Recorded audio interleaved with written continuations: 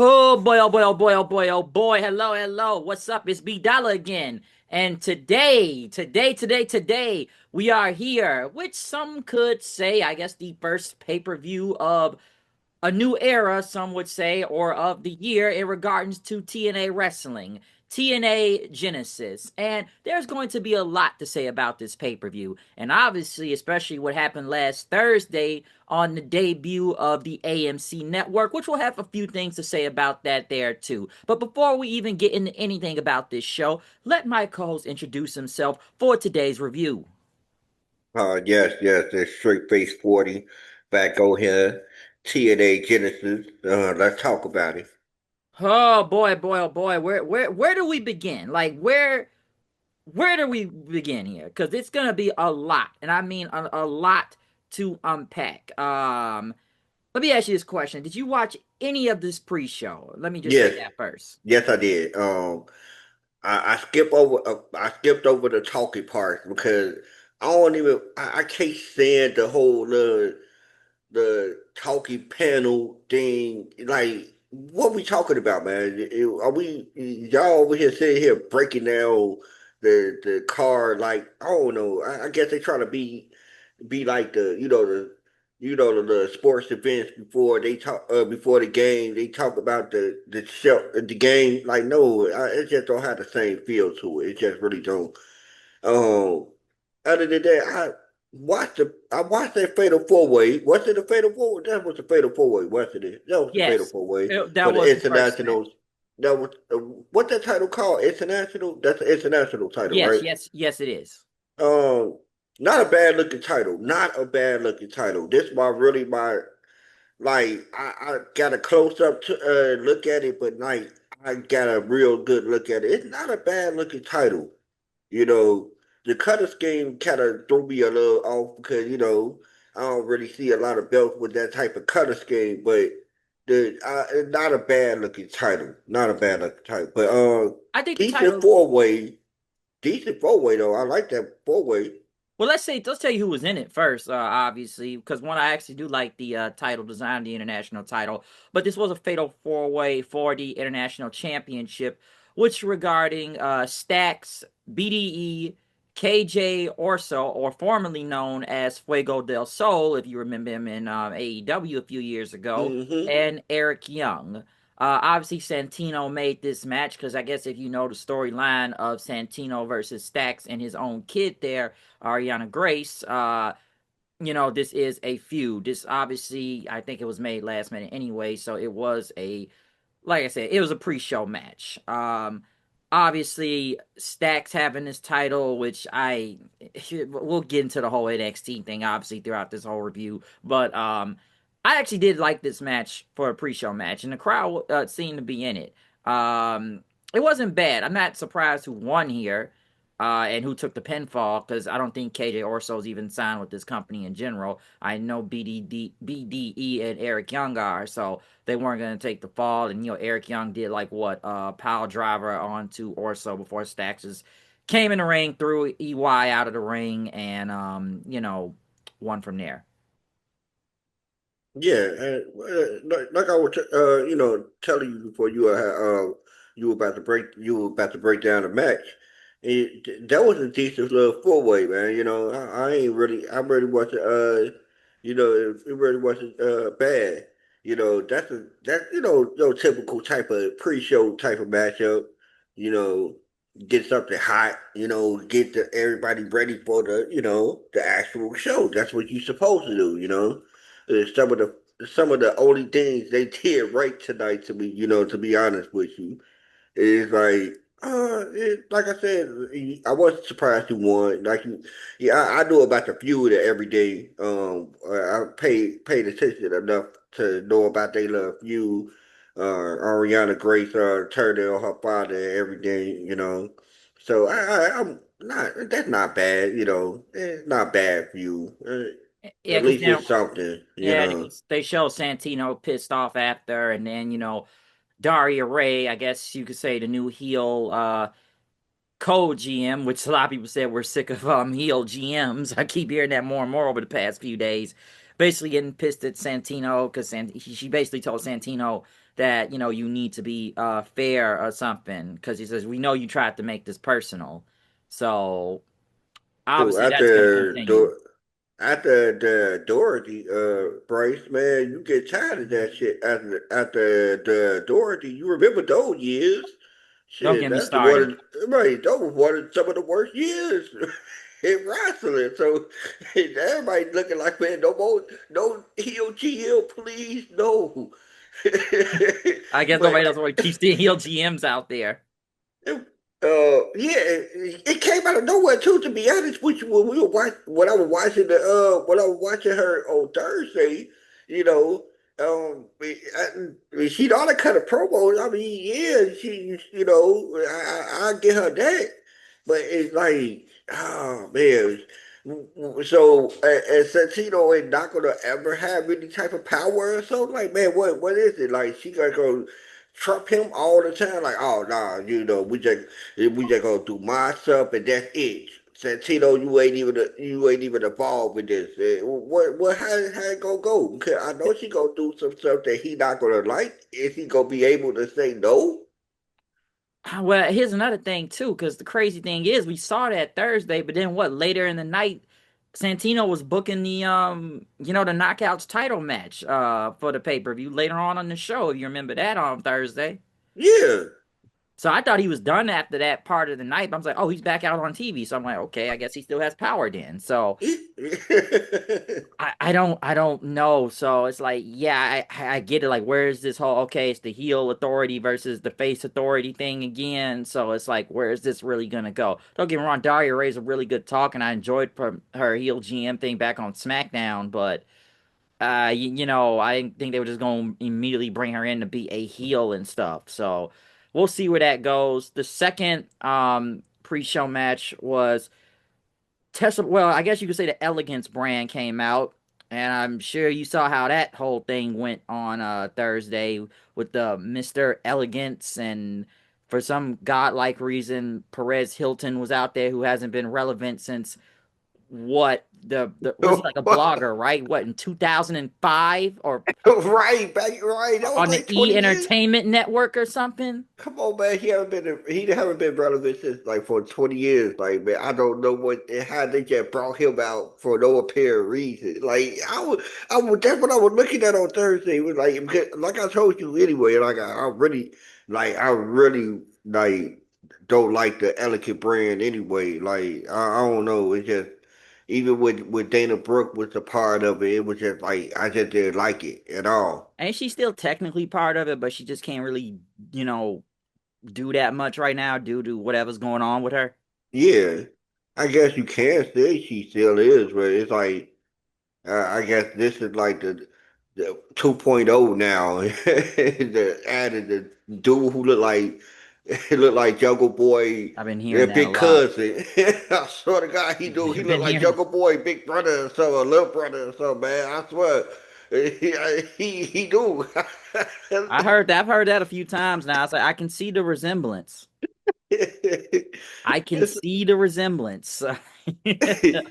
And so. here's the thing, like, because they came out there to cut a promo, the concierge, and they have the Knockouts tag titles again. By the way, the Inspiration left the company after that match on Thursday. Hmm. We'll talk about people signing a different companies, especially from leaving this one and contracts. We'll get into that later on. But yeah, the Inspiration left, so they're the new tag champions, and I guess they're out there to scout the teams. Not saying there's a lot, but they had a pre-show match with Tessa Blanchard and Mila Moore, and I know they had Victoria Crawford and Robert Stone out there with them versus Indy Hartwell and Vicious Vicky.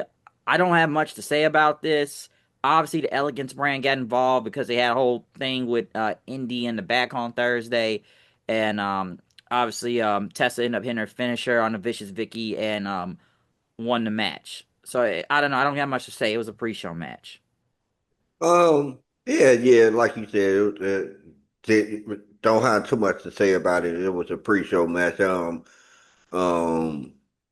uh, I was lucky, like I didn't know who Vicky was, but I got to know in this little match, a little bit. Every day you can't really like with a multi-man match. Everybody really don't have a lot of chances to get over. You know what I'm saying? You just gotta get yourself in.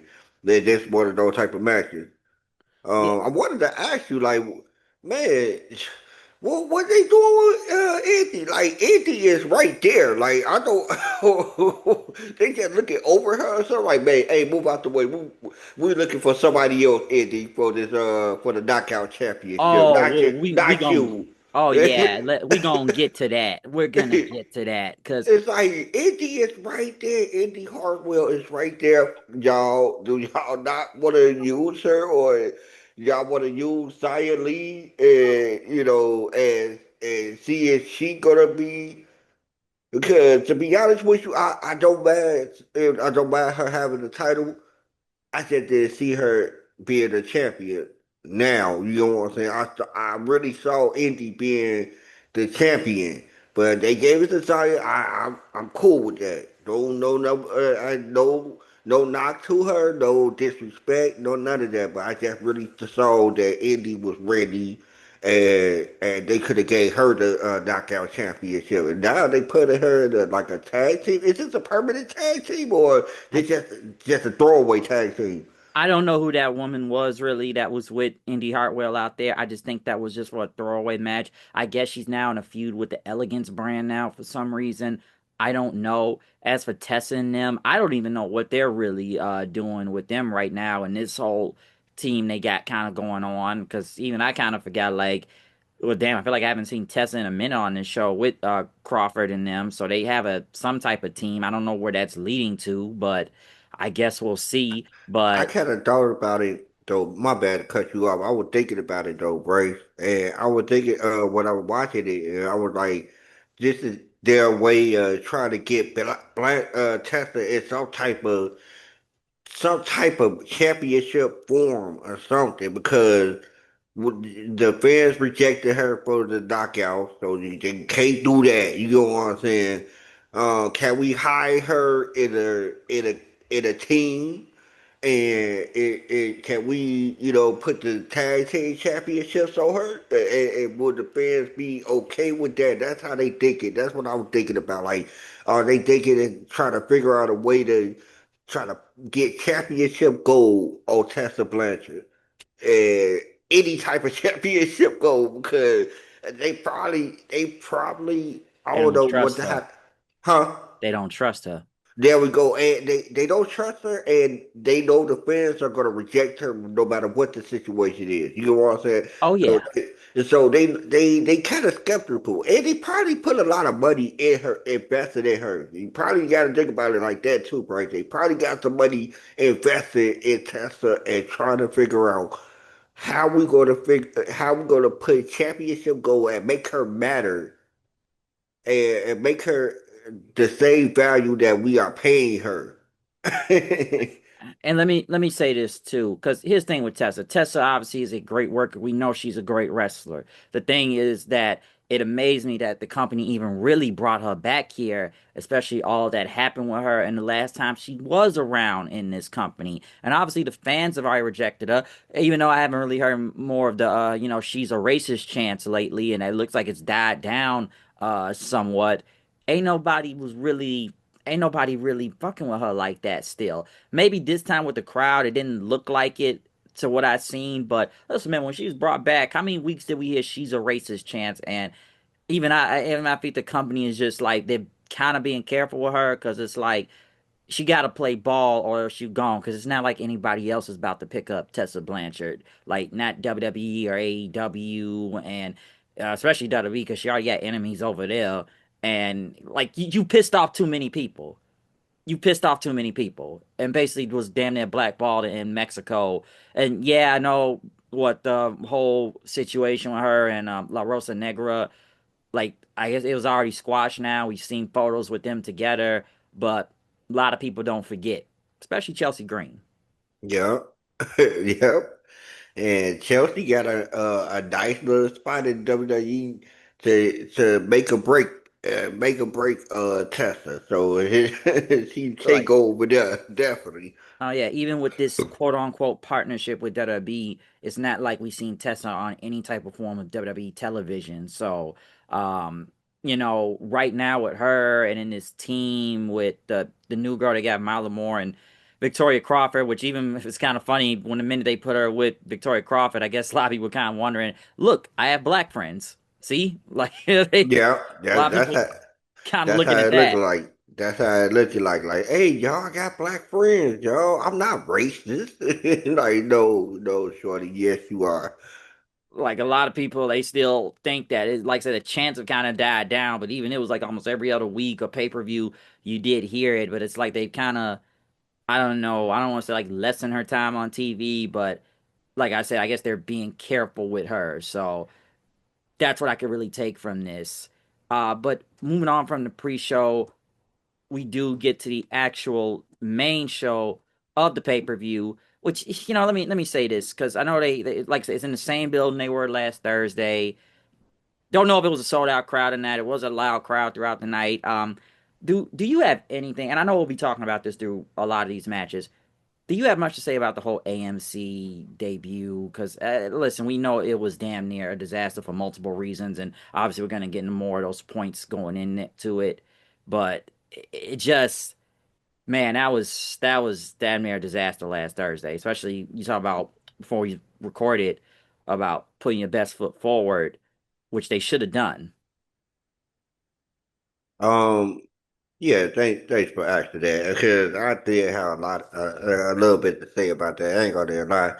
Um, one, I feel like production wise, it like you said, you were talking off air yesterday, and we were saying, talking about it. You was like, it didn't look any different, and I was thinking to myself like, he's right. It didn't look any different. I don't want to knock it, because it ain't like it was like horrible or anything, but for a new company, I mean, not a new company, a new TV a new TV station, you thinking like, man, they probably had a little better production value. Um, a lot of things that they started off good though, Bryce. You had me and you were talking about it too. We were texting in real time.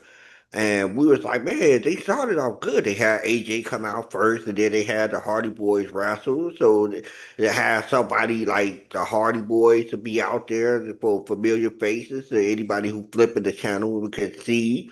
And man, remember the Hardy Boys? Man, what they over here doing? And it wasn't a bad match either. So it was it was working well until. You want to know what part that it really did it for me? It was the Elegant brand. That was really wow. What hold on? What is this? what, what is this? Like this was the whole day was just like not good, and it kind of fell off from there. The main event, the main event was okay at best. You know what I'm saying? It wasn't a bad match. It wasn't, but it's just like you said, it might then need to drop the title to win it again. And like, what was the point of him about to win it again? What was the point of him dropping the title? It is for him to have to wrestle again tonight for it. I mean, not tonight, last night for it. So yeah, it was just the whole Thursday. I hope they could do a little better next week, but the first impression is the best impression, and that wasn't a good one. Yeah, I gotta agree because it's a lot of things I could say that wasn't good either. From I felt like the production I knew about. I know it was on the TNA Plus app also, but the live feed I think cut like 20 something minutes, and that took time to fix. Even with AJ Styles, obviously it started off hot with him, but I think even at first I thought he was just gonna cut one promo. We weren't even gonna see him through the rest of the show. Obviously they set probably possibly in the future tease him versus Kazarian or Mike Santana or whatnot, but. It's not like you didn't get a lot of him, even when they were showing celebrities within the crowd and whatnot. I don't know how if this was like earlier in the day, but you want to put the celebrities on the side of the camera where the crowd is behind them, where there's a lot of people. Don't put them on the side where you see a whole bunch of empty seats at.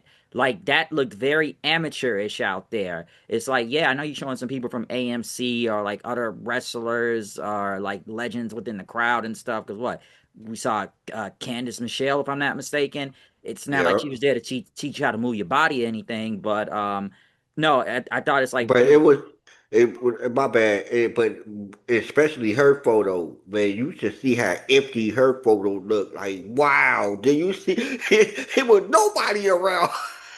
there was nobody there. I thought that looked very bad. Oh my goodness. And the visa issues, I knew that was going on. And Leon Slater, which I'm sorry, Leon Slater needed to be on that show, and we'll Yes, get he to him did. we'll get to him Yes. later on. We'll get to that part, but he needed to be there. I'm sorry, if you're on a new television network, you need to put all your best people out there, even for this pay-per-view too. I know what he did on SmackDown and everything, and that was a great match. But you needed your fucking X Division champion. You talking about pushing new talent? He's the future of the X Division. You need him Hmm. out there. People like him, and I think they needed all hands on deck for this show. There was only like a total of 3 matches. Like I said, other than the visa issues or even the whole NXT people getting title shots, we'll get to that later on. We get to the Knockouts title match. Dixie Carter, which yeah, I'll say it's about Dixie Carter. I'll always say it's been a positive and negative thing with her, with Dixie Carter. On one hand, it's like you have to give her credit because, yes, she did use a lot of her own money to keep this company going. I know her parents cut off many years ago when TNA was being funded by Panda Energy, but they ran out of money, I believe. They used all the money on TNA, and it was on Dixie at that point until, she sold it to Anthem after that whole Billy Corgan situation. But her getting booed, I can't say I'm not too surprised by that. I I know the wasn't fans surprised either. like that you did a lot of boneheaded decisions within this company, and a lot of people left, like AJ Styles and Sting and multiple other big names like Samoa Joe, would have been pay cuts or bad management or what all the money got spent on Hogan and Bischoff, if I'm not mistaken. If that's the case, Hmm. it's a lot of reasons why. It looked like people may have popped more for Bully Ray because maybe they wanted to see her put her through a table again like they did over years ago. So it's like I wasn't too surprised, and I told somebody like people don't forget. And it's like, yeah, well, they forgive. Yeah, yeah, maybe some can forget, but they don't forget, man. Niggas don't forget. They just don't. We know what happened. I've Hmm. seen Dixie Carter get buried in the past because of what she did to the company. Yeah, I give her credit for keeping it going and keeping the lights on and stuff, but you did make a lot of bad decisions. So I can't say I was surprised she got that much heat out there. Like I'm not. No, I wasn't surprised either. I was surprised he came out there. That's what I was really surprised at. I was like, man, Dixie Carter, what? But I yeah, did not. I was very surprised at that. it Now, was but I'm really surprised he got booed. yeah, it was like it was very like yeah, I was like I was surprised to see her, but yeah, but I'm not too surprised at the booze. And then what, Sonya Deville, Daria Ray, we already talked about the heel GM thing, and bringing in what, Cora Jade, Elena Black as like listen, man, let me say, because I guess she must have stopped OnlyFans or something. Last time I checked, she said she was making hella money off that stuff, and She had announced. She had announced like a few weeks ago, actually, that she was done with OnlyFans. my friend was telling me that the other day, and what he had told me that they said she stopped doing it due to like what weirdo fans. Which let me say this. Oh my God, these people are idiots. All right, I swear to you, bro. I don't understand. What you thought you were going to happen?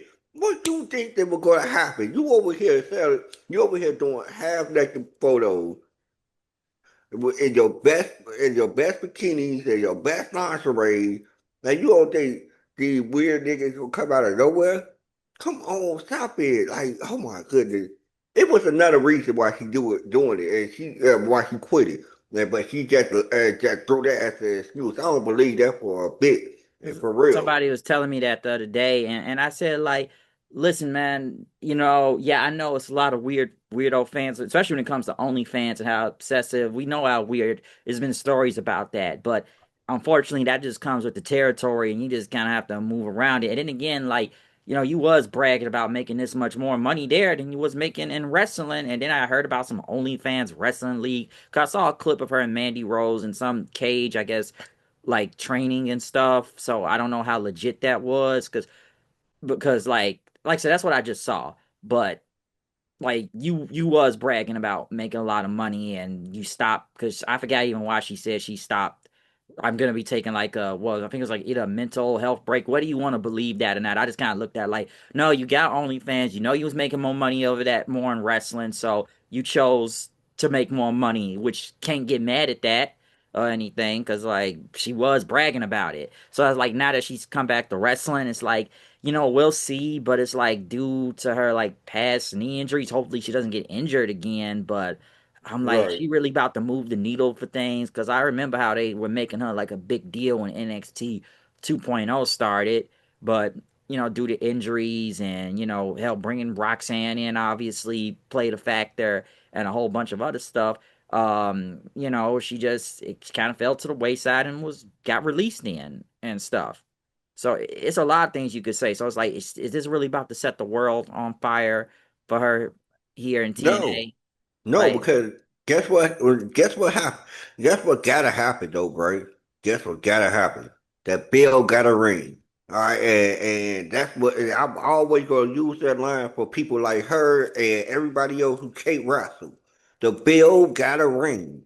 And guess what? You have to wrestle. You have to show your ability and you can't wrestle, guess what?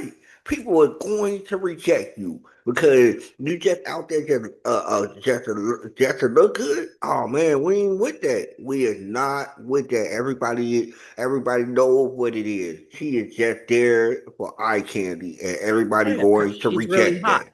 Yeah, she's really hot. That's the And main thing with her. So that's why I'm like, we'll wait and see what happens, and especially just given, and maybe some say it's not a lot of people to pick up right now, and like I don't know the talent pool of free agents or anything or whoever's really hot like that, and maybe TNA needs to start looking at some people that probably are hot on the indies. I don't really know. I can't really bring that up in front of me because listen, we've already seen enough people leave and damn near go to AEW within the past week or two now, whether it be the Rascals or because let's remember there was supposed to be another match on that show on Thursday. It was supposed to be Leon Slater versus Myron Reed, but apparently the Rascals were never really under contract for multiple months now. To what I have heard, or even this month, really, like both Trey Miguel and Zachary Wentz, and Dez was brought back, Wesley, whatever you want to call him, but I don't think he was ever under contract, and Myron Reed wasn't on a contract, and now they went to AEW now, and hell, Jake something, that's another guy they could never figure out, and he went to AEW now, so we've seen a lot of. I think hell they let go of Killer Kelly if I'm not mistaken too. I could have swore they just brought her back, but they didn't really do nothing with her. So that's another one. It's not like I don't know. The roster's thin. It's very thin. the roster is there because they fought. Like I was telling you before, a couple of days ago. It's they fault, man. They gonna have to start building up people. They got people in their roster. I just gave you a list. Use some of those people. Start using those people on a weekly basis. Start building your guys up, man. You y'all took time away from building your talent up to have some D League NXT talent to come over here. Come on now. Come Yeah, on now. and I know they've been trying to sign new people to what I've known, but it's like I feel like I may have seen one video package from them on the show, but it's not like you had them out there on the show though. And that's why it's like it was just too many ads, it was a lot of commercials. I know I'm sure a lot of people feel like a lot of new it's not like a lot of new talent was showcased out there. Like, yeah, you gotta put your stars, but I don't even think they even had them all out there. Like I said, I enjoyed the main event, but it's like we talked about before. Santana should never lost the damn title to begin with.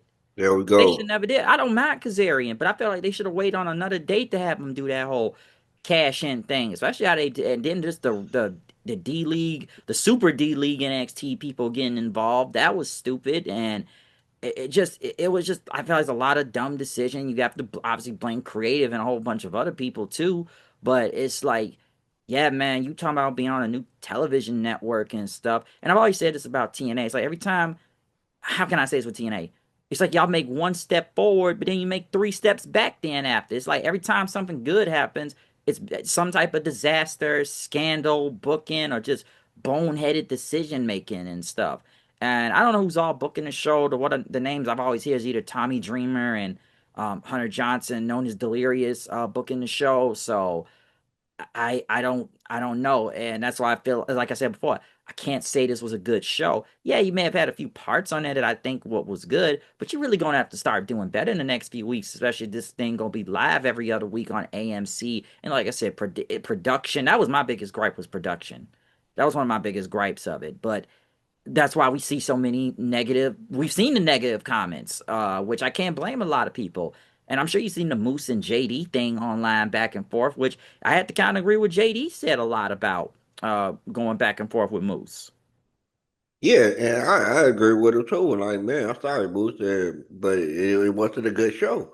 From production to the card, it just wasn't a good show.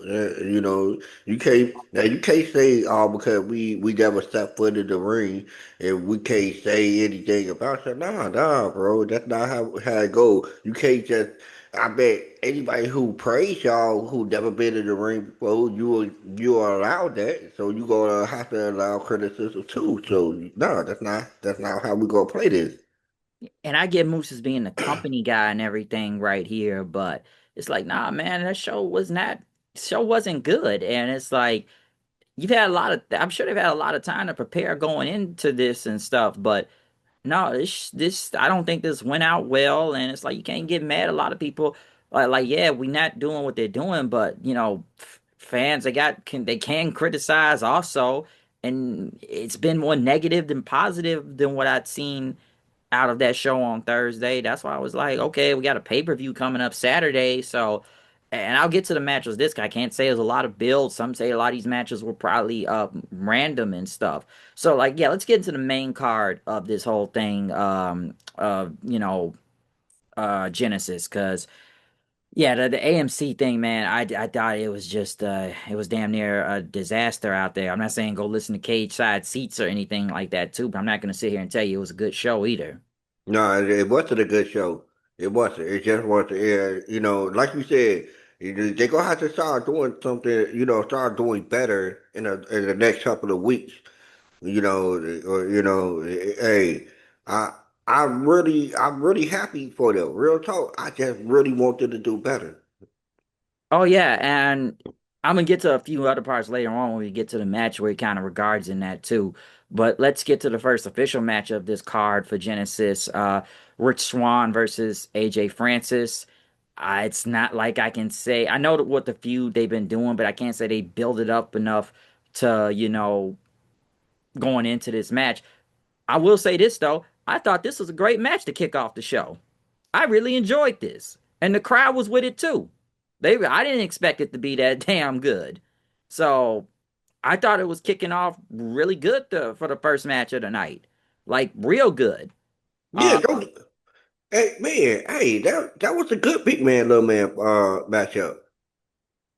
nah, it was really good. Like just the near falls and crowd was with it. Obviously, Swann doing like a 450 like from the middle rope, and even like power bombing AJ off the turnbuckle and everything.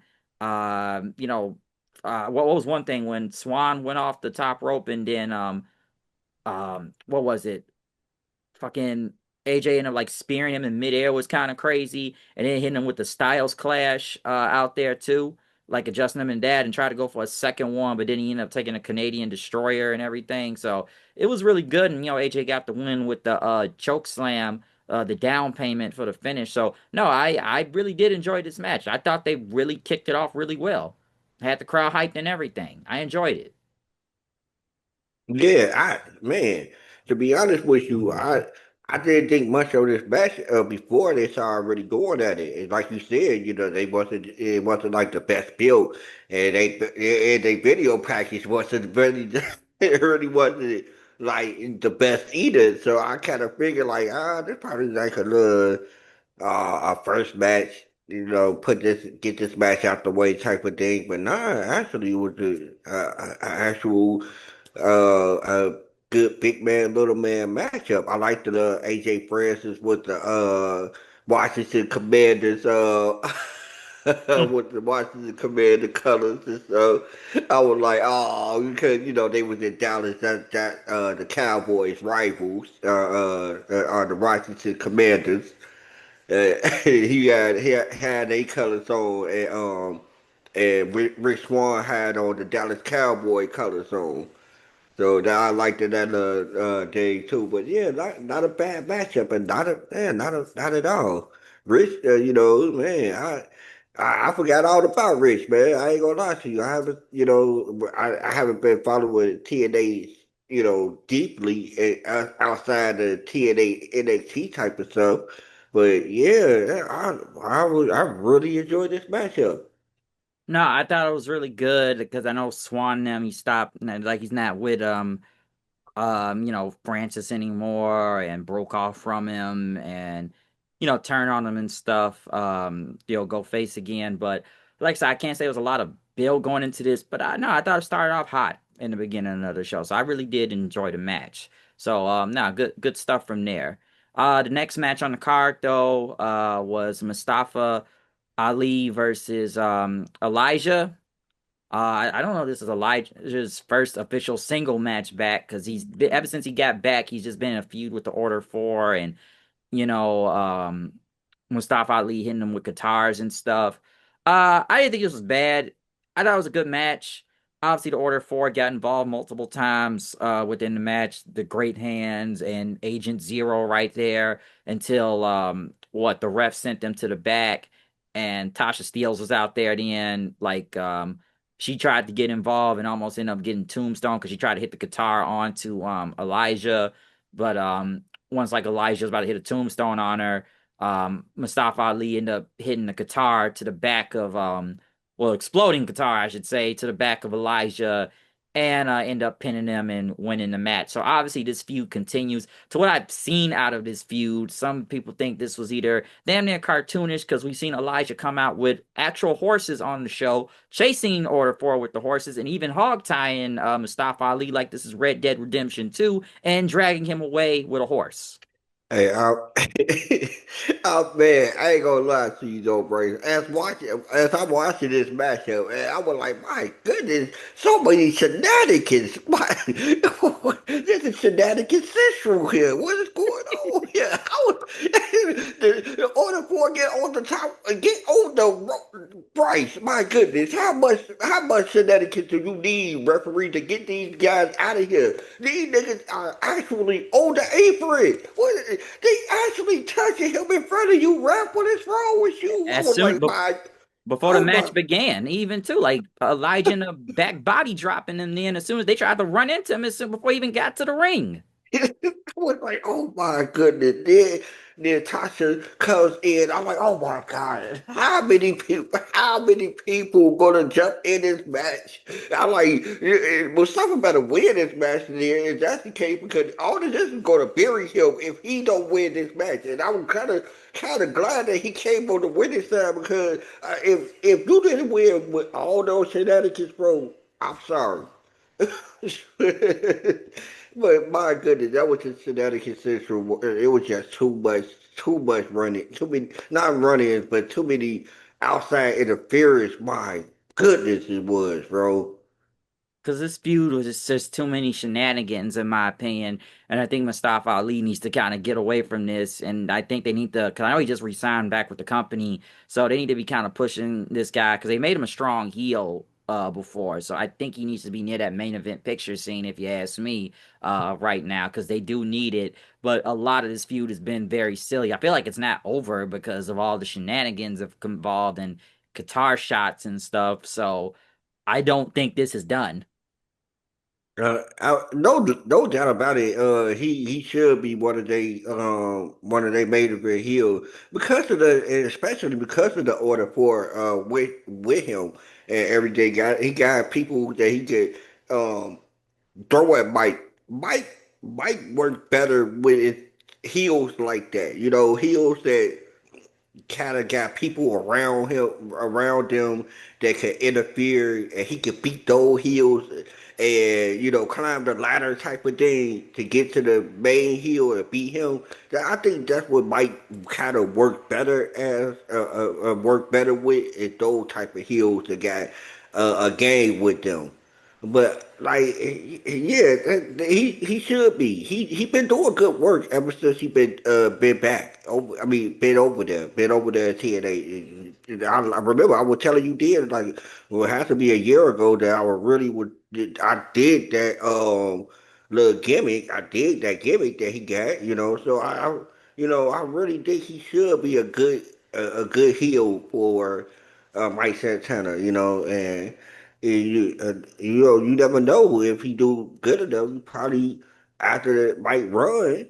You might want to run it back and have him beat him in the second run.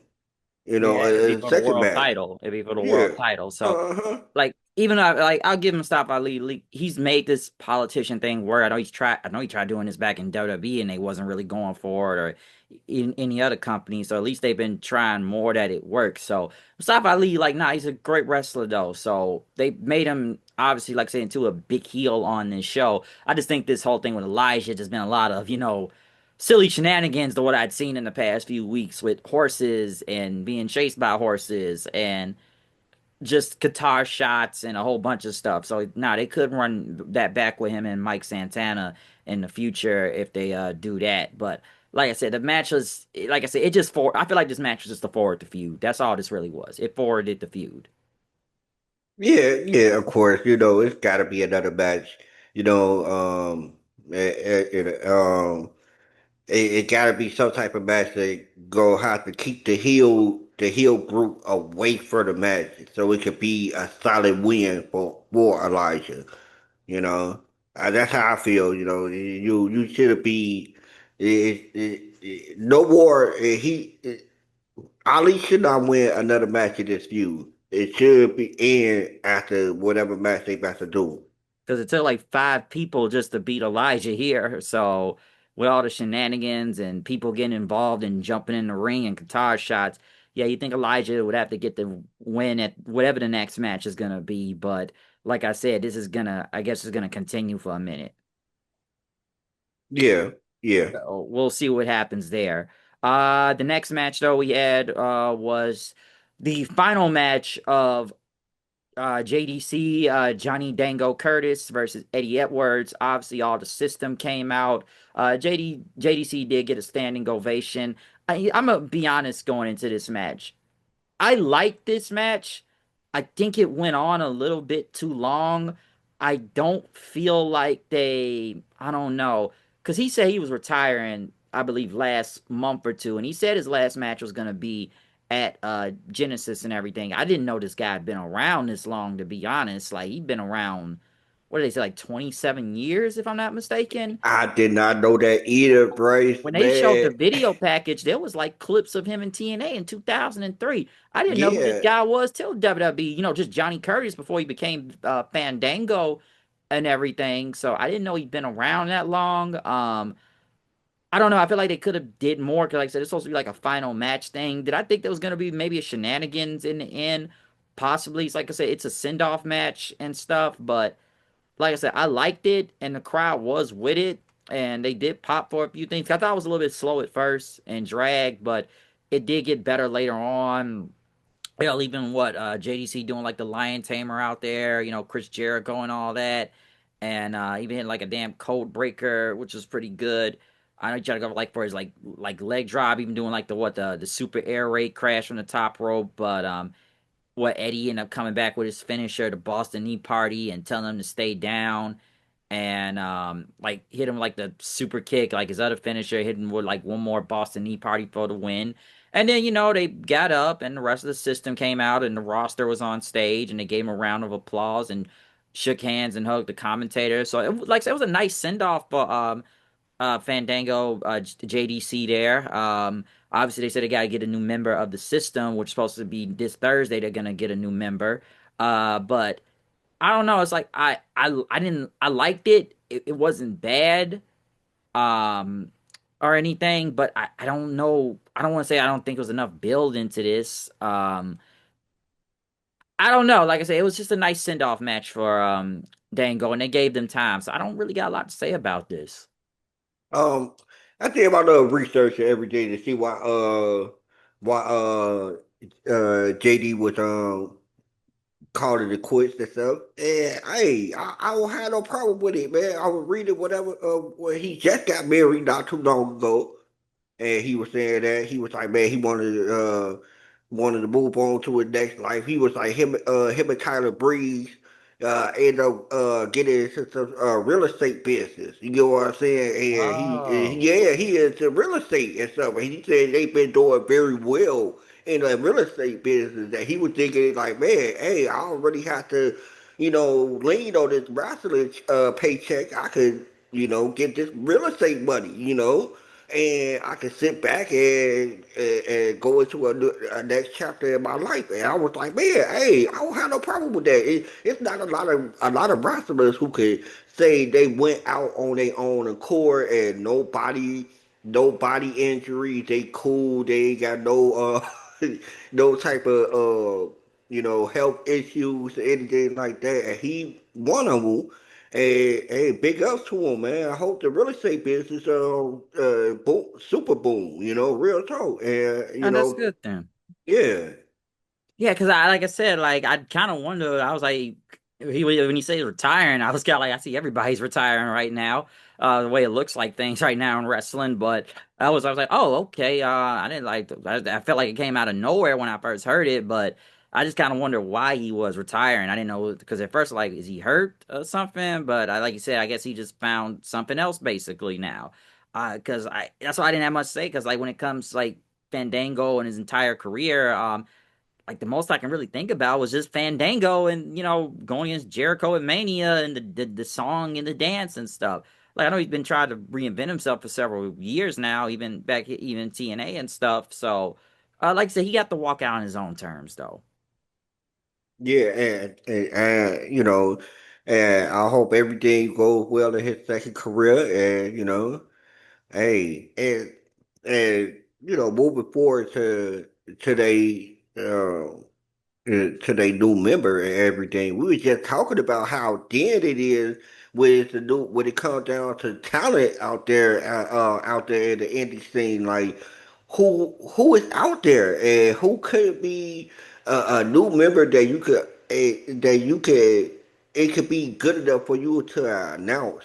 Like this was something that you would, try to get the audience to come watch. Like, hey, it's a new member of the system. Come and watch. This Thursday night to see what's going on. So who could be to the point that you be like, man, I gotta watch this Thursday night to watch whoever gonna be in the system. It gotta be somebody that you try to hook us on. Yeah, because I don't know who they're gonna bring in. Like so, all I can say is really see, but I can't think of anybody right now. So I can just say we'll just have to see what happens on Thursday. So that's all I can really say about it right now. But the next match, I guess you could say this was the comedy buffer match right here. I don't even remember why this was on the card. Even somebody called me and said, like, why am I watching this for? Of Ryan Nemeth versus Mars Sade. And I guess the story behind this is that she super kicked him several times. That now he's like a creep now, and now he says like, "Oh, you're kicking me because you like me, basically, because you keep kicking me." And even what was it throughout the match saying like you love me and everything. Like I'm like, why am I seeing an intergender match before? And it's like I don't know who's buying into this. Like when I look at Ryan Nemeth, the most thing I can think of with him and I go back to that Joe Hendry song. He's nicknamed his brother. The end. That's it. And I said this before. If this man was not nicknamed his brother, he would not be in this company right now. Let's remember this guy was at AEW if you remember, and he didn't do nothing there. Wasn't he? Isn't he like suing them right now and CM Punk still, if I'm not mistaken? Yeah, I think so. I ain't hear about it being dropped.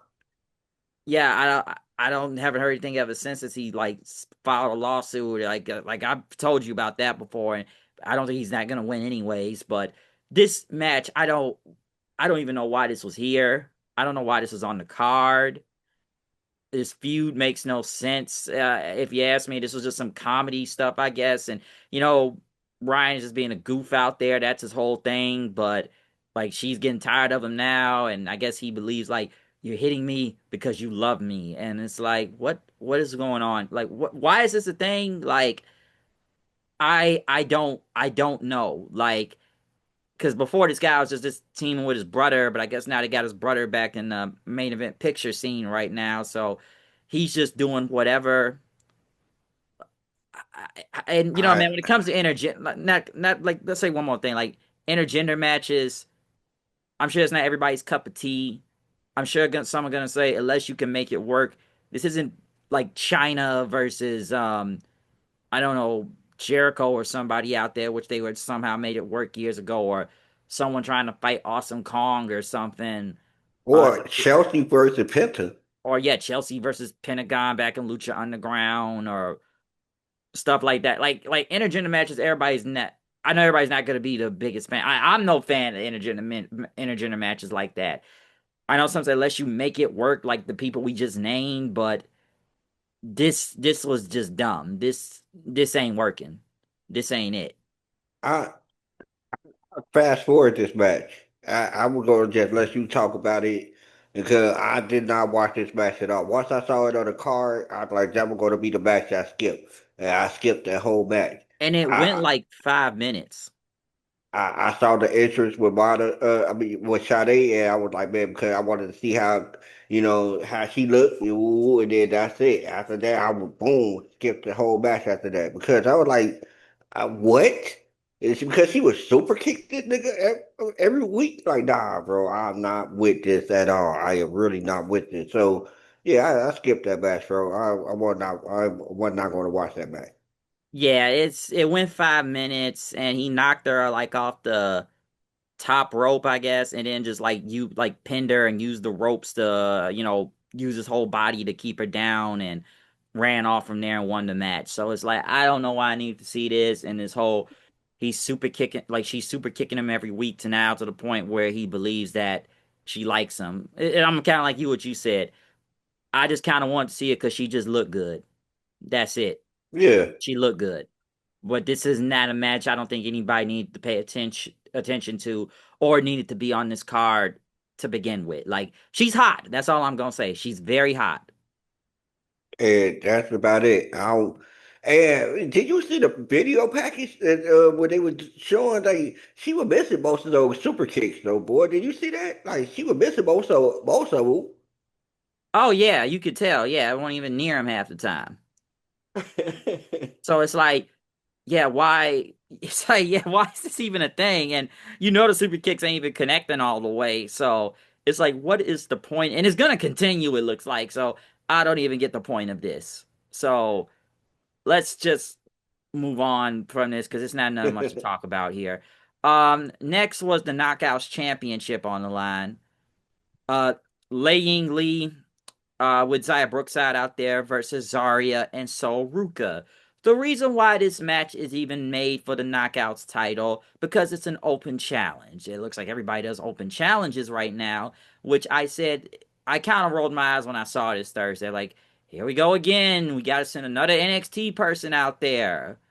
And it's like, why? Where's the roster? Like, I'm like, so nobody else is good enough on the roster to open challenge for the Knockouts title. Because listen, Danny Luna was supposed to face Ying Lee for the title, and they've been building her up as a powerhouse on the show Right, and beating up a lot of people, which they've done a good job at.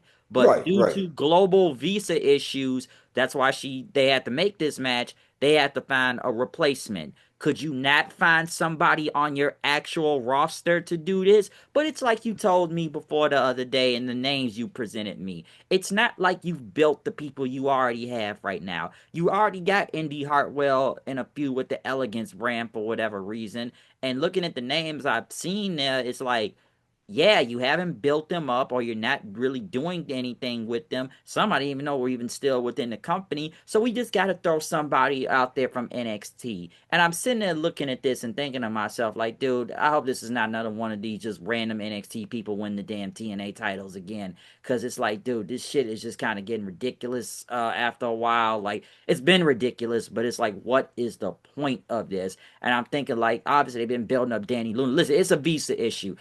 They couldn't control that. It's unfortunate what happened, okay? But why you couldn't find nobody else on the roster? Like literally, nobody else is on the roster except the open challenge. And I feel like I've seen enough when it just comes with the knockout side. We've seen this with JC Jane. We saw how ridiculous that was, a Slammiversary for no reason. Even with Kalani Jordan, I think that was ridiculous. Some people think it's building the title up and like letting people like what we talk about exposure by having it on TV and stuff on what is it, the CW network. But I'm like, dude, even with the NXT people, how many people know who they are? Like I said, at least they're on TV on a channel, like at that time period. But it's like, what is the point of putting a belt on them? And this didn't happen here, surprisingly. And And I I'm guess kind they, of glad too. I'm glad. I was kind of on PS and needles though with it because I was looking like it was a good match and everything. And you know I thought I really did want to see it happen, but I'm glad it did it happen. Yeah, same. I'm glad it did not happen. And the crowd actually got into this match later on. And because I think they were quiet at first, and then it's like once I saw the ref bump, I was like, okay, here we go. And then it's like the what the Elegance brand was out there. Which let me say this too while we're at it. When it comes to the Knockouts tag titles, I think I brought this up the other day, but what NXT's doing a number one contenders match to see who's going for the Yeah, Knockouts tag titles. Why don't they just go for the damn WWE ones you got there already? I'm like, they got no. I'm like, because so there's no guess other what? teams in TNA, I guess. Nah. Guess what? And two, you know, and shoot, they overcrowded that whole women tag team scene over there.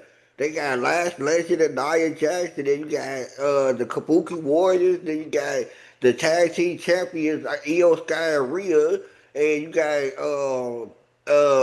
Bliss and Charlotte. Charlotte. It's like man, they kind of convoluted that, so they can't. There ain't no way, and there's no way they can go. Nobody going for those titles at all.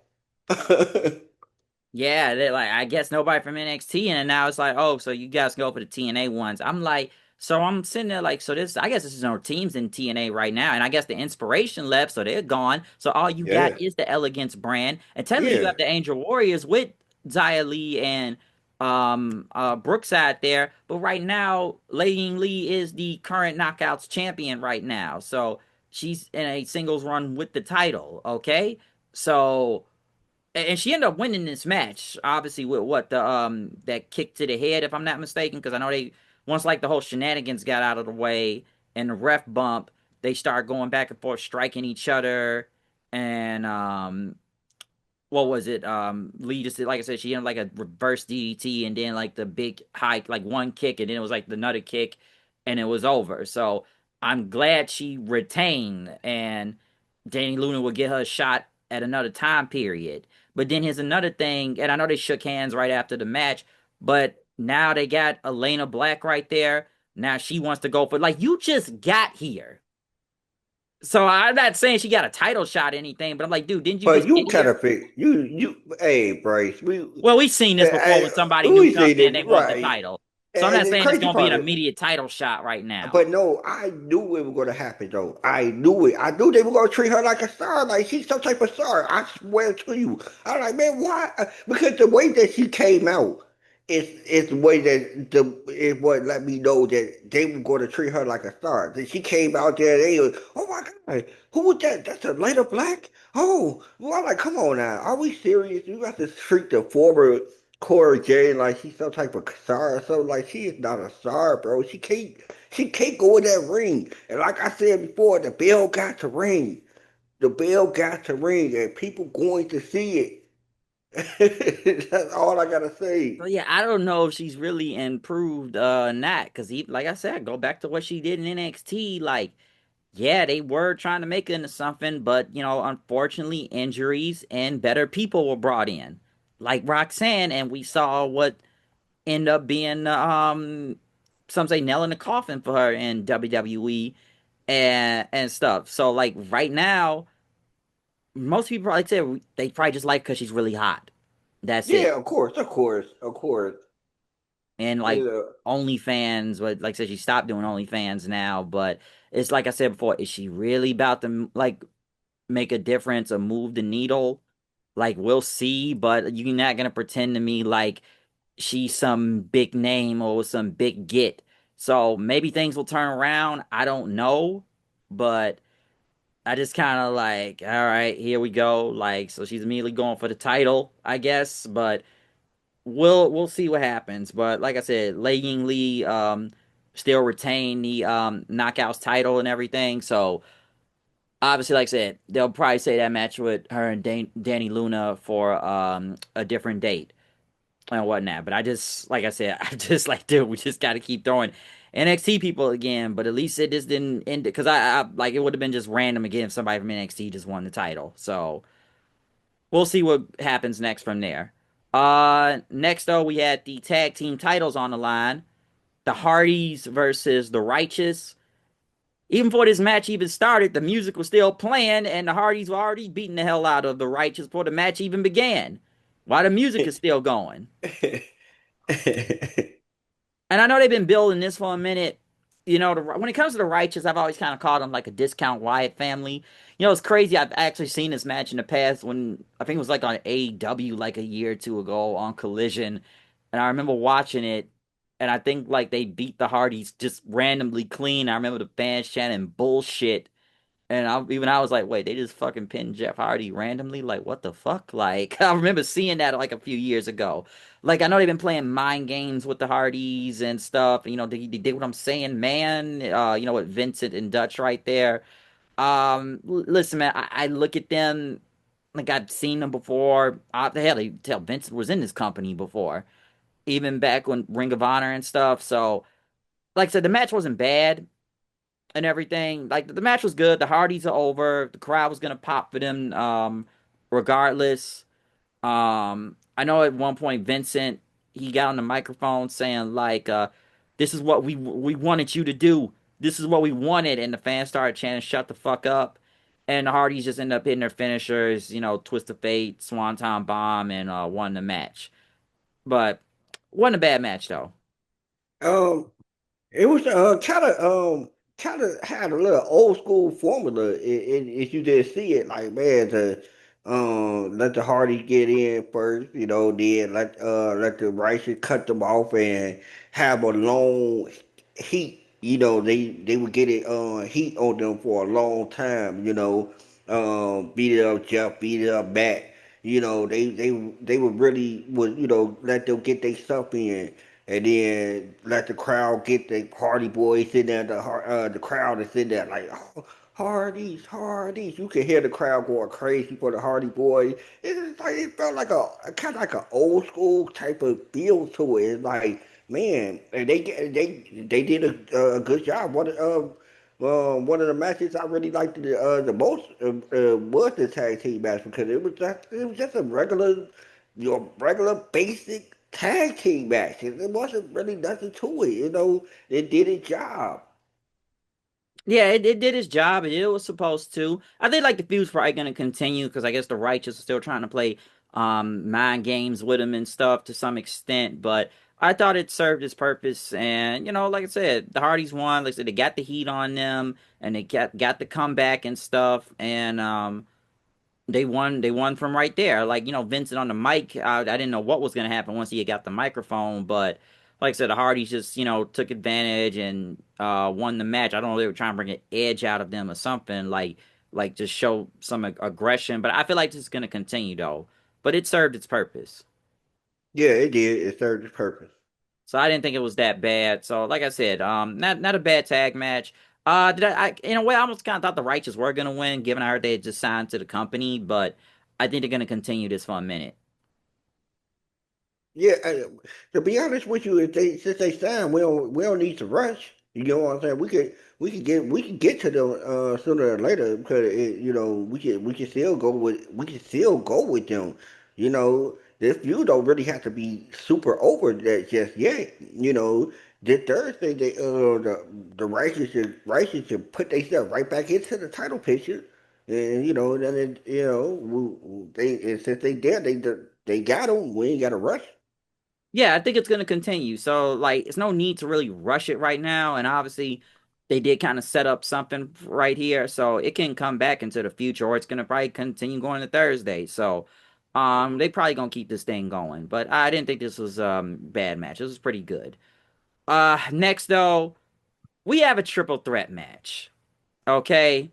And I have a lot to say about this. Now, once again, like I said earlier, Leon Slater could not make the show due to global visa issues. But I guess given it's the UK, he just happens to be on SmackDown and go for the US title, which, like I said earlier, they needed this guy on the show. They needed him Thursday on the show, which I've seen people even question right now whether this been some type of exchange, like, because now that like we gave him Joe Hendry for this pay-per-view and everything. And a lot of people just kind of looking at it right now, especially when we talk about this quote unquote partnership with WWE of who's really getting what's the word I'm looking for? The big advantage out of this. Because Leon said at least he had a cell phone promo and apologized he couldn't make it, but I guess he will be back on the show soon. Because listen, this is supposed to be for the X Division title. It was supposed to be Leon Slater, Cedric Alexander, and Moose for the title, but they replaced him with Joe Hendry, like I just said. And yeah, Joe Hendry's still over. Obviously, it's not like he's been gone from this company that long. Hell, when I heard they announced him on the pre-show, I saw people booing. And here's the thing with this match, because it was one point where it was like, what? Moose took a back body drop on the steel steps that they sent the medics and the Carlos Silva guy. I'll get to him soon enough. Out there to check him through a majority of the match. And the crowd was with this match, and Moose ended up coming back and fought them off basically. He got back in later on, and I just kind of was looking at it like, okay, yeah, you had this match, and what Cedric? I know you ended up doing like a Styles clash on the Moose throughout this match at one point, and like I said, Moose's back is hurt, so they obviously focusing on that on the injured back with Hendry and Cedric focusing on that. And Moose ended up doing like a midair spear on Cedric for a near fall, and he tried to go for another one, but Cedric hit the lumbar check. But after Cedric hit his finisher, Joe Hendry hit his finisher on Cedric.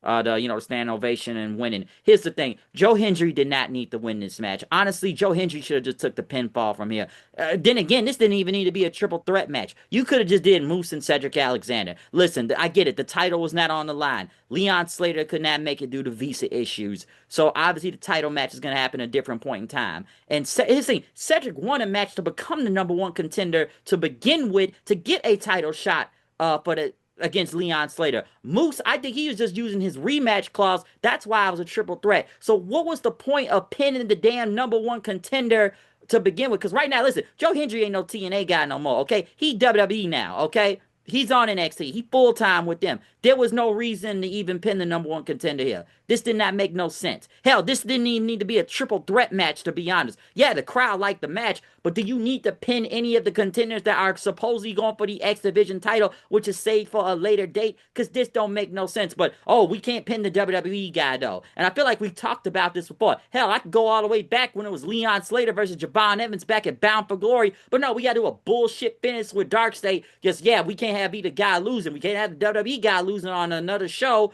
But then again, don't book the match then. Don't book the match then. If you don't want them losing. I, What the fuck? at the same time, I don't even really like. He only been there over the what? How many months?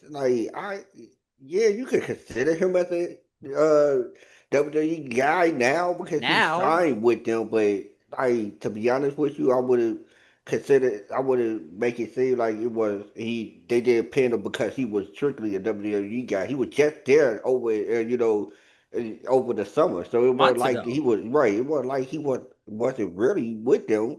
So I would, cause I don't see them looking at it like that. But I just, I don't know. It's one of those strange matches. Like we knew what it was, so I guess they didn't want to disappoint the fans who were saying like we didn't have a triple threat match for you.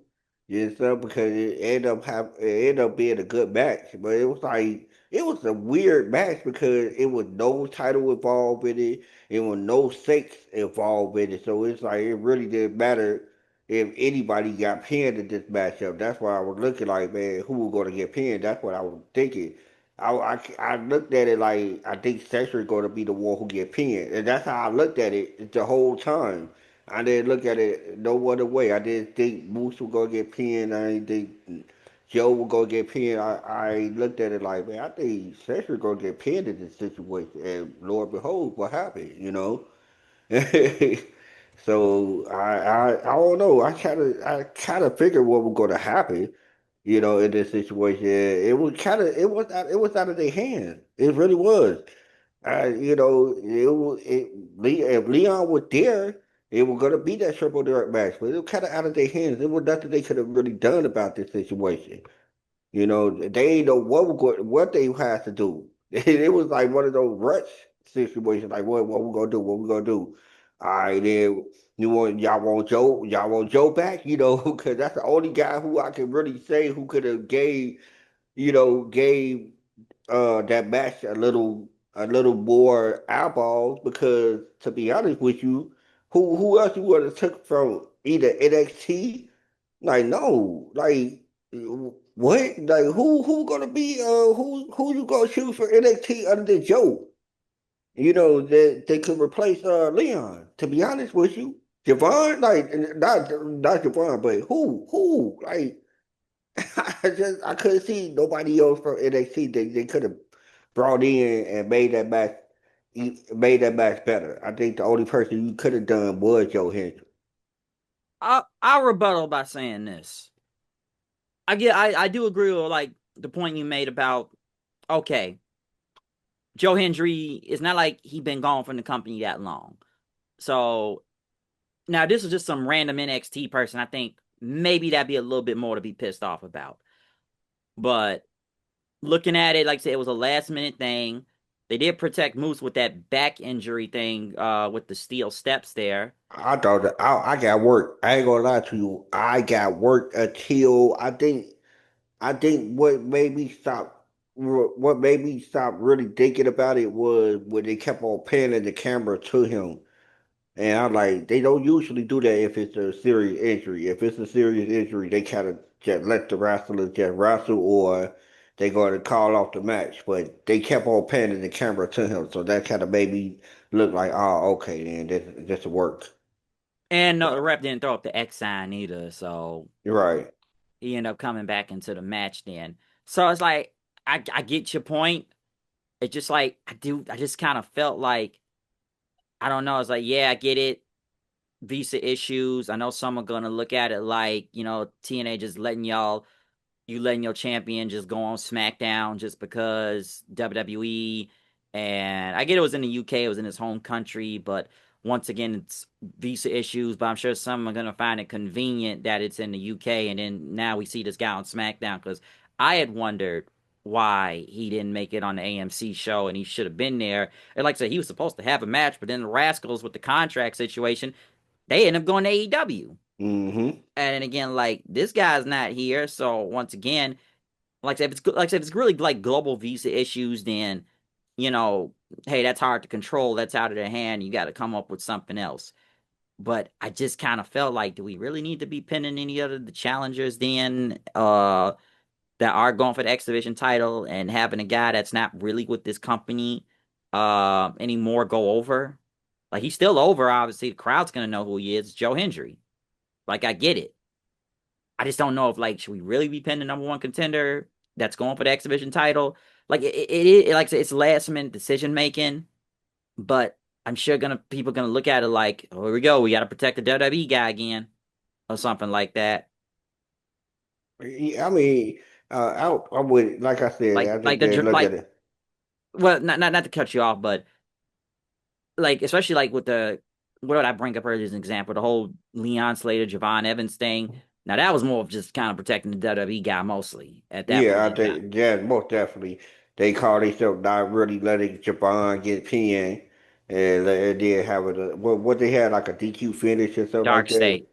Yeah, and it's like I didn't like that at all. Especially on supposed to be TNA's biggest pay-per-view of the year, and it's like, well, damn, if he wasn't gonna have a clean finish, then don't book the fucking match then and end it in a draw.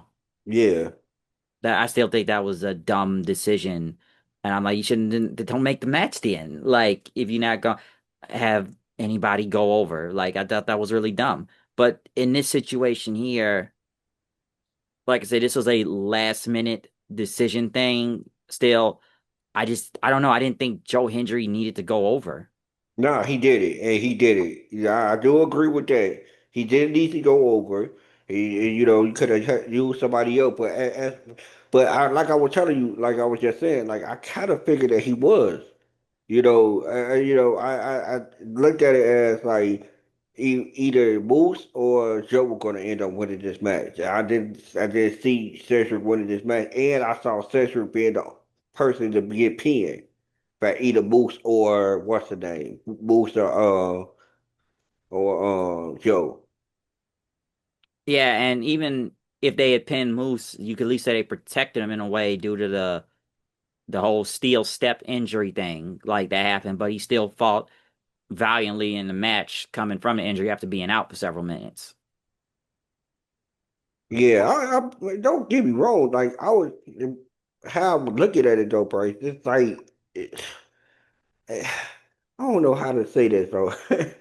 It's like it was one of those situations that I couldn't look at TNA wrong. It was like I know y'all was in the gym.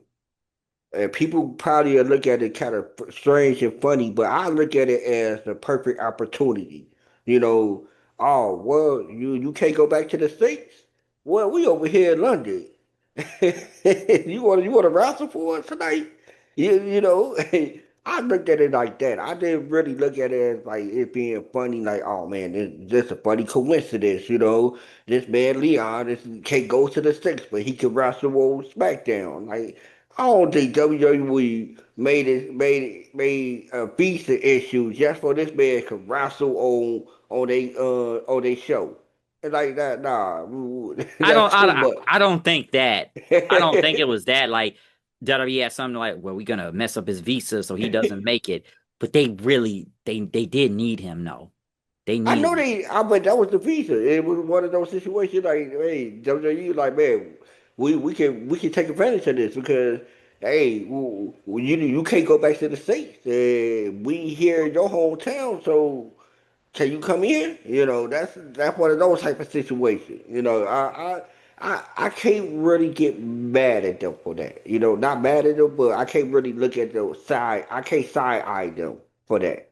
I really think it was one of those situations like, dang, Yeah, like I said, if yeah, it's a like I said, it's a visa issue, so you can't really control that all the way. It's yeah, unfortunate, but you just can't control it, and you gotta guess make do with what you can get. Like I said, both Slater and Luna could not make the pay-per-view. They couldn't. They couldn't, like I said, they couldn't make Thursday's show either. So you kind of had to do what you could do with and replace them. I just think like well, especially with the knockouts thing, like I said earlier, can we throw someone else that's not from NXT out there? But then, like we already talked about, it's not like you've built up the rest of the current roster that's on TNA because you need to build up your own people. yeah. You need to be focused on doing that.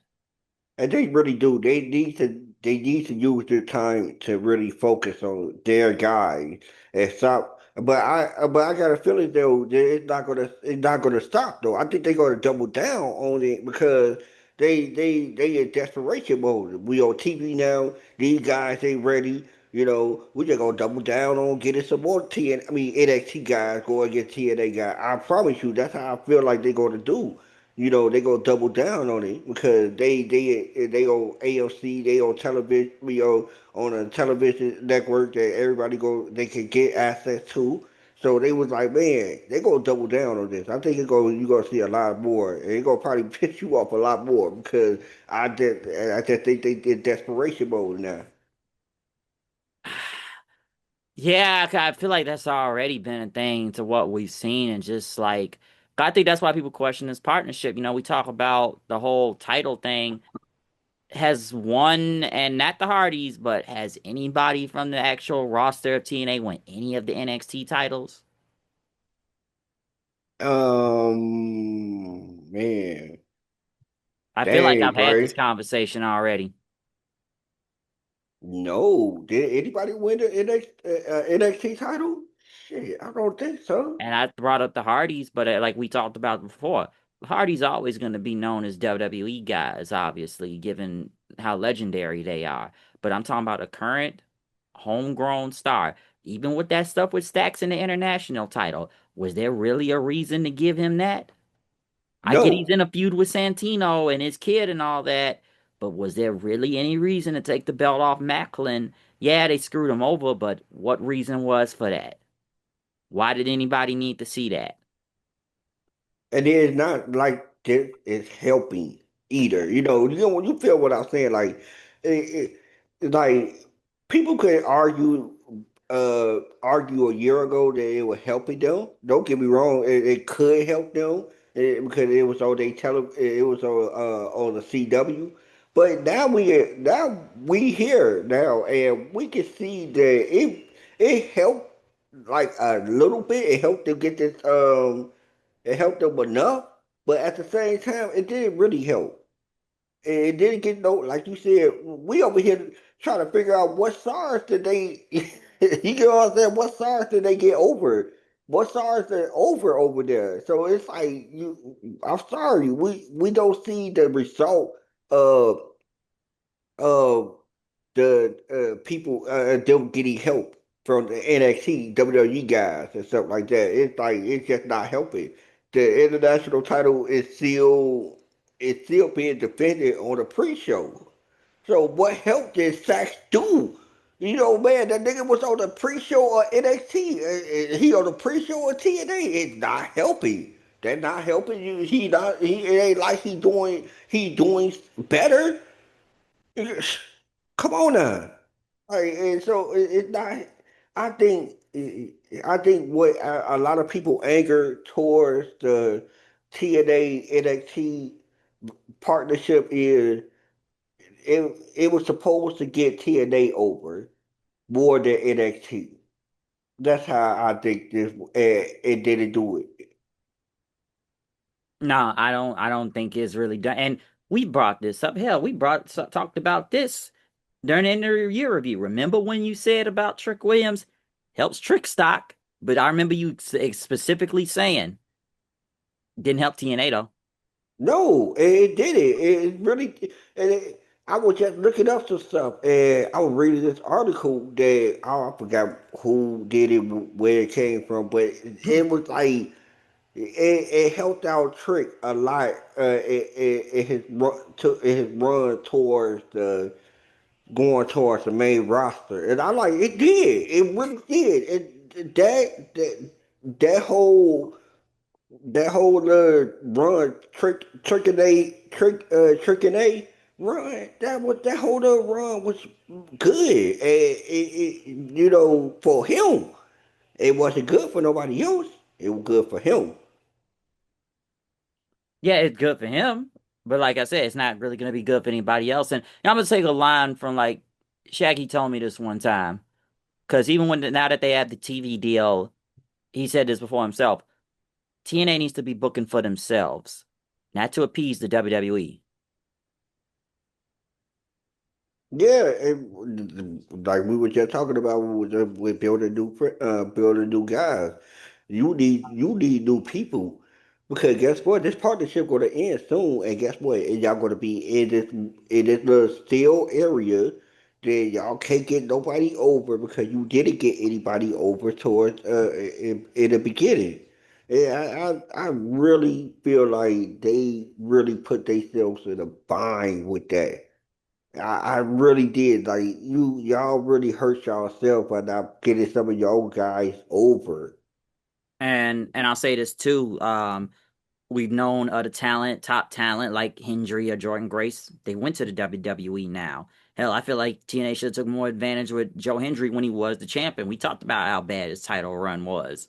Like he was very over, but still, even with Mike Santana to some extent, you've taken a lot of time getting him over and stuff, but there was no reason to take the belt off of him, just get it right back. And we're getting into the main event in a second here, but no, there was no reason to do that. And this is why, and like I said, we know why we seen negative reaction from the AMC show. Like I said, this is supposed to be a big TV debut, and I've seen a lot of people even say like, "Nah, y'all niggas look like a damn feeder system right now." Basically, like, what are we watching here? Are we watching TNA? Or are we just watching like another fucking developmental like NXT or Evolve?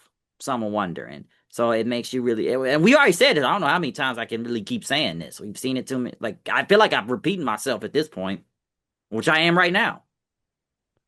Yeah, yeah. We are repeating ourselves at this point. Don't get us wrong, but at the same time, I just want everybody to know that if you are a huge TNA fan and you want them to do better, you will want them to get away from the WWE at this point because it You got kind the of TV it deal now. right. It's gonna hinder y'all in the long run. Y'all gonna only have to rely on the top guys that y'all got right now because y'all didn't get everybody over. So So now they need, yeah, they need to focus on getting their own people over. yeah, for real. Like, like ASAP. Like literally, because Thursday was a damn near fucking disaster out there. Like it really was. And as we go on, and let's just get to the main event because I know it's gonna be kind of a little bit more to say about that. Because I'm gonna skip over to where they had the prediction thing with the busted open people and Santino and Daria coming out messing with the crowd, then talking about them saying like we're wasting our time with this, and fans chanting shut the fuck up. So that was whatever. So the main event now is Mike Santana versus Frank Kazarian in a rematch for the TNA World Title in a Texas Death Match with the special guest referee Nick Nemeth, who dressed like Shawn Michaels out there with booty shorts. If you've seen that in the past, Oh my and goodness. I would wonder, like my goodness, bro. He looked like Shawn Michaels from Judgment Day of 2000s, bro. Like my God. that's basically what this was. And this was a rematch. Honestly, I didn't know what was going to be. Honestly, I didn't know what the main event was going to be for this pay-per-view because you did the world title match last Thursday, but I guess Kazarian's using his rematch clause now, and we're making it a Texas death match. And obviously, with Nick Nemeth in the call your shot trophy thing, you think he's going to probably cash in. But listen, I didn't think this match was bad. I don't think I need to see it again because, like I said, basically a hardcore match out there. We see them fight over into the crowd, over the barricade, damn near going backstage and stuff, throwing trash cans at each other, swinging chairs at each other like swords. What was it like Mike doing no, I forget out of the Fade to Black and did like a power driver onto some steel chairs. Because by the way, like with a Texas death match in this case, you have to pin your opponent and then they start counting to 10, and then that's how it's basically something like a last man standing match, but you gotta pin your opponent first, and then the rep has to count to 10 to determine a winner then. Like that's how that works. And Santana, I know you can try to get the pinfall multiple times, and trying to go for like a power bomb. I know they had a ladder out there then. Fans was chanting "fuck you, Frankie" when he like hit Santana with the steel steps. Uh, you know, Frankie's setting up the ladder and a table. Santana's coming back in with like a barbed wire baseball bat. Then I was surprised there wasn't a lot of people bleeding in this match too. It was a little blood, but not a lot. But what was it Kazarian trying to go like to a chicken wing then or like reverse it? Santana got out of it then. He got him onto the table, did a huge frog splash, which was a 2 count by the way, too. So Nemeth, not Nemeth, but Frankie kicked out. Fans chanted ref you sucked in Nemeth. Hear a lot of those ref you suck chants now. But Santana end up getting up Kazarian in, like putting like some barbed wire around his arm and stuff, and then hitting the spin the block, then pinning him, getting the 1, 2, 3, still retain the TNA World Title. And as you know, he retained.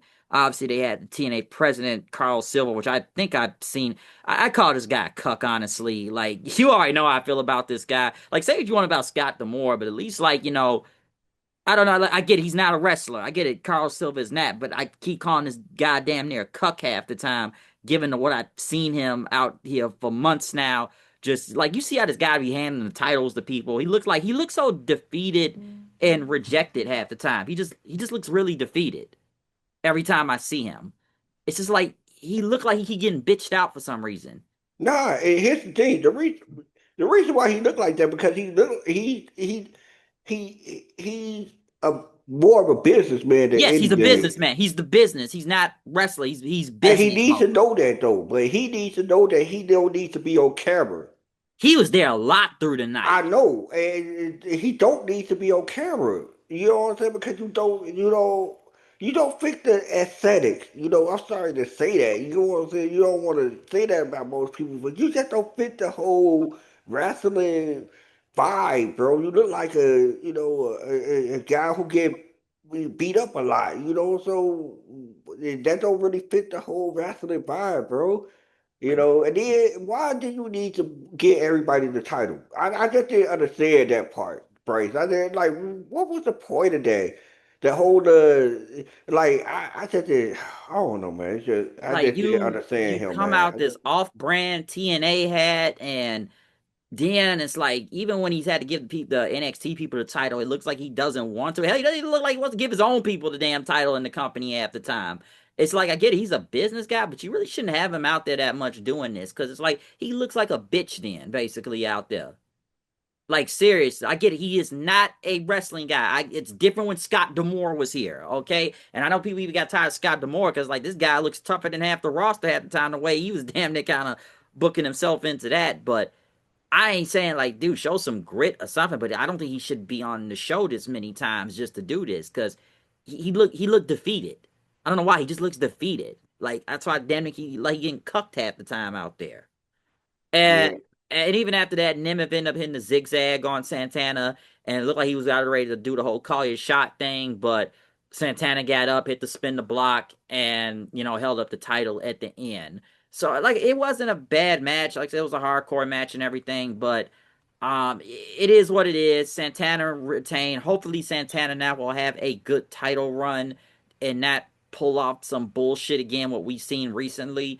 Like in my opinion of this pay-per-view overall, I like this better than what I saw on Thursday. I do feel like there were matches that did not need to be on this card. Some of them end up actually being really good due to I know it's like a lack of build with some of them, but at least some of them end up being really good. The one I did not care for the most was obviously the Ryan Nemeth Mara Sade match. That was just shouldn't even been on the show. It really shouldn't have. I don't need to see Carlos Silva out there that many times on the show. Um, I don't know. Like, yeah, some feuds were forwarded, like we're more forwarded here to get to the next part of the story. Like I said, I like this pay per view better than the actual show. Maybe because we saw more wrestling on here, I guess. Because what was like 3 matches last Thursday, and most of it was either segments or commercial ads. But I don't know. Like I said, this was a good pay per view. Okay, it was what it was. I get it. The visa issues messed up a lot of things too, so you had to do what you needed to do. And I know they couldn't appear on the show. And then again, you got Leon Slater just like from a video promo, from the UK, basically said he'll be back soon. The JDC stuff with Eddie Edwards, not a bad match or anything, but I did think it kind of went on a little bit too long. But it was his last match, so I guess they wanted to give them as much time as possible. But not there were still some really good matches on the show. I really did enjoy Rich Swann and AJ Francis. I thought the knockout title match was really good. I thought the main event was pretty good. I like the Hardys and the Righteous tag team match that was out there. So there was some good stuff out there, but I do wonder what is now going to go into Thursday because now you really got to start changing things around going into this Thursday because, like I said, the whole AMC debut thing was it was it was a disaster. It was, and there's a lot of things that obviously need to be fixed out of this because, like we said before, there was a lot of negative reaction last Thursday, and honestly, it was warranted. Yeah, I hope this Thursday they can get better. That's where I really do. I really hope they can get better with this Thursday. It just, I don't know, man. You know, between this Thursday and Genesis, it really wasn't a good 5 days, 4 to 5 days for TNA. It just really haven't been a good few days for TNA, man. Nah, it really hasn't, and that's why you've seen so much negative reaction from it.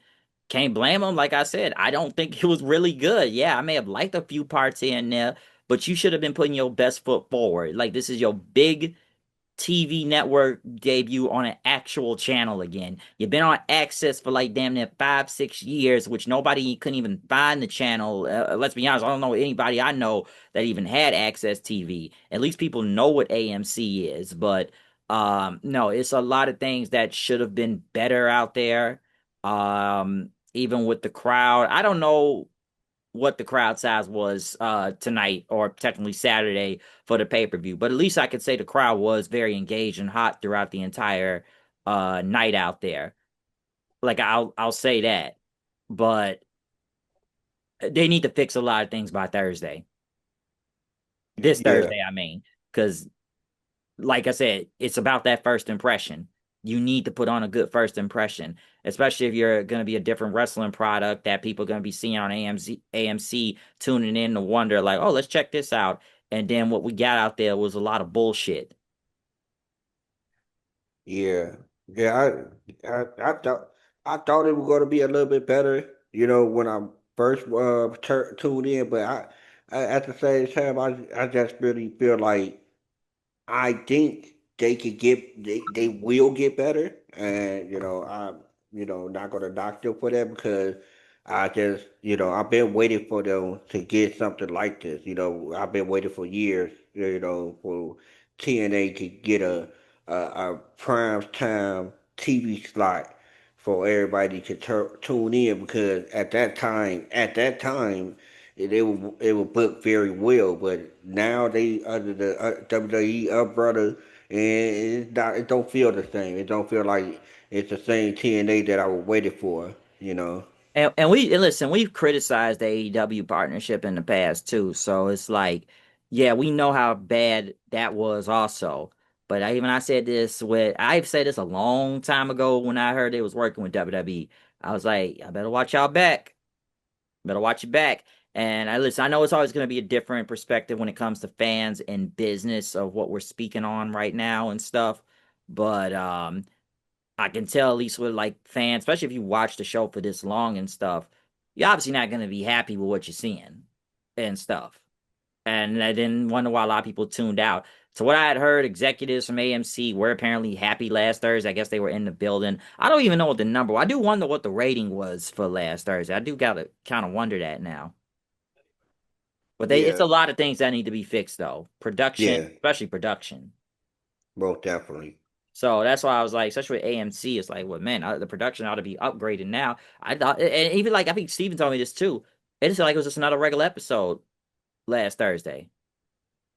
It did feel like it. Even though they were trying to hype it up and everything, they kept on talking about we on ALC, and they kept on saying it, but it just felt like it was just a normal episode. It was no pizzazz to it. It was no, you know, like big grandiose type of thing that was supposed to be going on. Like I just felt like I was watching another episode, you know, just you know, regular. Yeah, you got maybe a couple somewhat surprises and returns. And, I was speaking to somebody and, you talk about the talent and everything. Some say TNA need to be making a play for fucking Powerhouse Hobbs right now. Yeah, they do. They But need they need some people. yeah, they really do. They do. They needed to make that play a long time ago before the WWE made they kind of put it out there that they were looking at him. So the money issue is going to help. It's going to be a problem. Once the WWE say they looking at somebody, you probably gonna have to call it quits or hoping that they don't want to go to the WWE.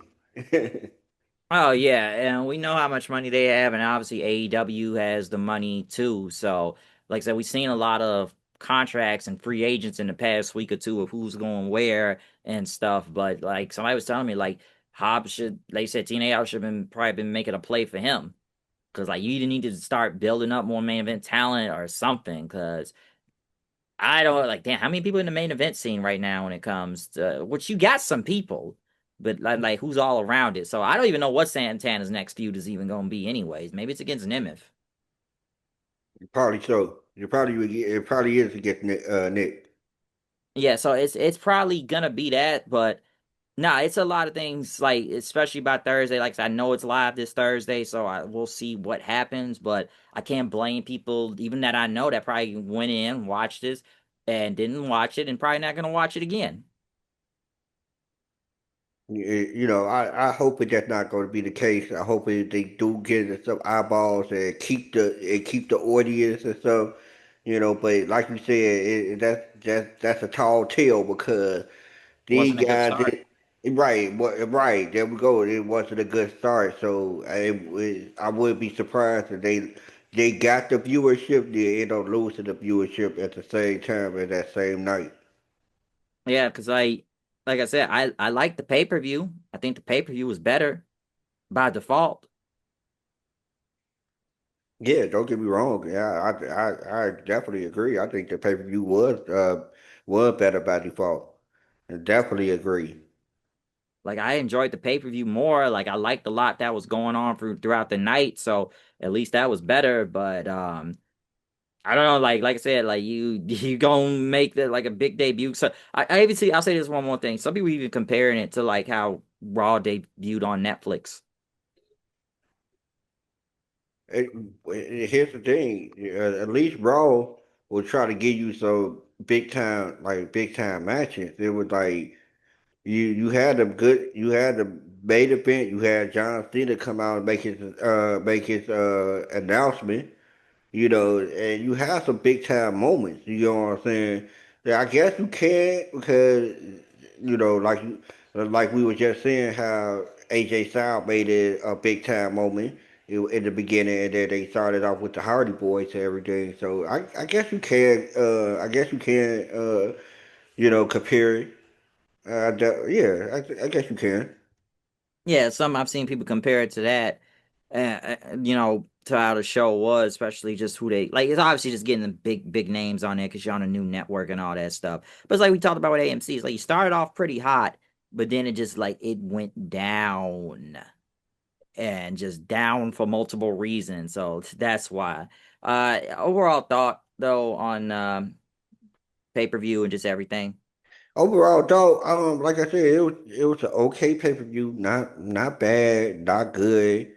Um, it kind of was ruined by a couple of things.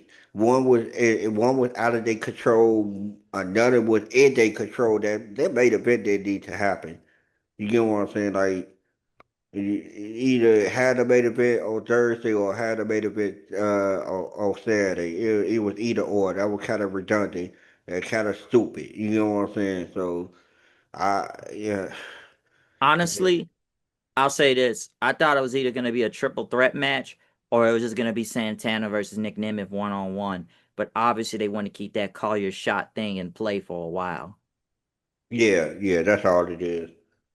So I would have thought it was going to be that and just a rematch, Texas Death Match, and having Nick Nemeth as the special guest because like you knew he was going to try to cash in this match. You knew he was going to do it. So he didn't succeed, and it's not like the match was ever official then because the ref never made it to the ring. But obviously they want to keep that in play for a while though. So it's going to happen at some point, but it's not going to happen like what we saw over a month and a half ago now because that didn't really make a lot of sense. Just given the whole just how it went, and it was just pretty dumb. And that's why I always say the thing, hey man, we're taking one step forward, then you're taking three steps back. Then Yeah, you did. They definitely did take two step forward and five step back. Yeah, because like I said, Santana should never lost the title to begin with. Should never have happened. They could have had you know, cash in at a later date. And I wasn't even too mad with it all the way at first. Cause like, all right, he is an original, but they could have waited till like the right time to do it. Just don't do it now. Like give it time. But like I said, we gonna see what happens on Thursday. But they gonna really have to change shit around. Yeah, I definitely agree. So yeah, but other than that though, that's all we got to say about this pay-per-view for TNA Genesis. I'm sure the next review will be oh, do we review the Rumble, the Blood Money Rumble? Yeah, Don't know how that's gonna work. I guess What is it? Early morning Royal Rumble or is it in the daytime? I think it will be I think it should be like midday. You know what I'm saying? Probably like 12-ish. We gonna So see how that goes. if it is around that time, it's gonna give us a good time to review it. True.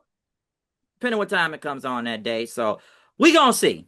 We'll get back to that. It's coming in the next few weeks anyway. So we gonna get to that. We gonna get to that. But Yeah. yeah, comment, subscribe, follow me on Twitter at HoodNight890. Hit that like button, hit that notification bell. Anything to plug for you go up out of here. Nah, just follow me on Straight Face 40 on Twitter, and that's about it. All right then. So we done from here. We'll see y'all then. Peace out.